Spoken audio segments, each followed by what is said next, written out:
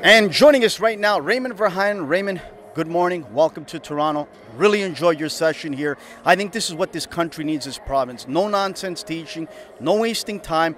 Get down to the basics. How did you make sure that these coaches come away with what you wanted to show them this morning?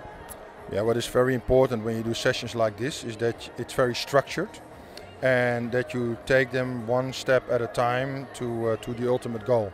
And the most important message is that if you have relatively little training time, then you should not lose any minute on isolated training. Just play the game and use the holistic approach.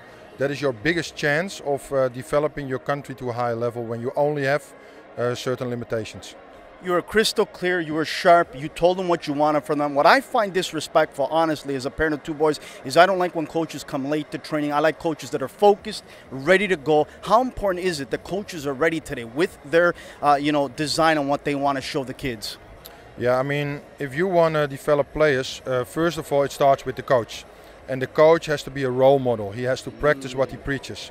And what always surprises me with events like this is that you have hundreds of coaches sitting in front of you, and when these coaches are working with their players, they have all kind of expectations from these players. These players have to be in time, these players cannot play with their cell phone, these players shouldn't talk with each other while the coach is talking, etc.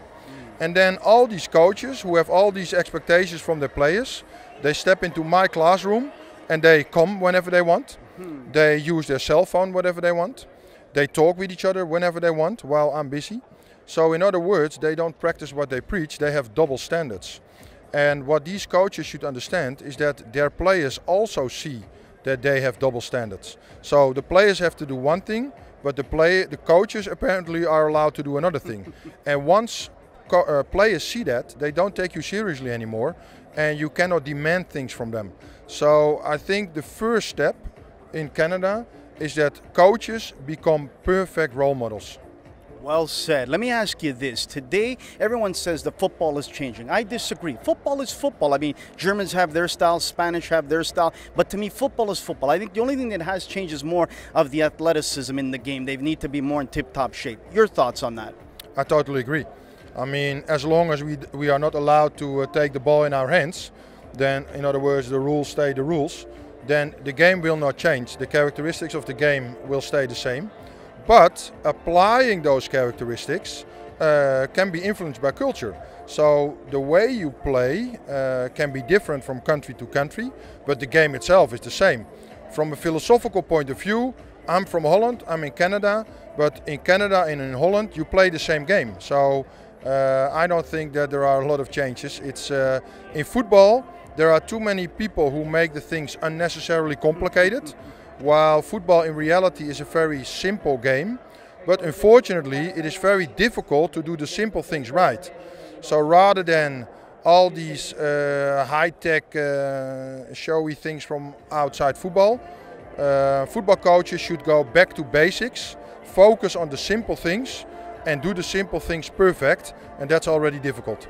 Well said. Last question is this before we let you go. We really appreciate your time. Scoring has gone down all over the world. I mean, it's hard to get goals in important matches. Is there something specific you can give advice to the young coaches out there to help them motivate some of their strikers to really start to focus in on putting that ball in the net? Yeah, what you see is that coaches and players are getting better and better in defense. Yes. Teams are very compact and are able to defend really well. So when the opponent is defending in an organized way, it's very hard, and that is why you see less goals. And therefore, the moments that you have the ball while the opponent is unorganized, in other words, the transition moments, yeah, they become more and more important, because temporarily, for 1 or 2 seconds, the opponent is defending but unorganized because they just lost the ball, and that is the crucial moment to hit your opponent and to score goals. Raymond, thank you for bringing professionalism here to Canada. Thank you for teaching some of these young coaches and mature coaches some of your skills. It's so important that we bring professionalism here to Canada. God bless. Have a safe trip back home. Okay, thank you very much.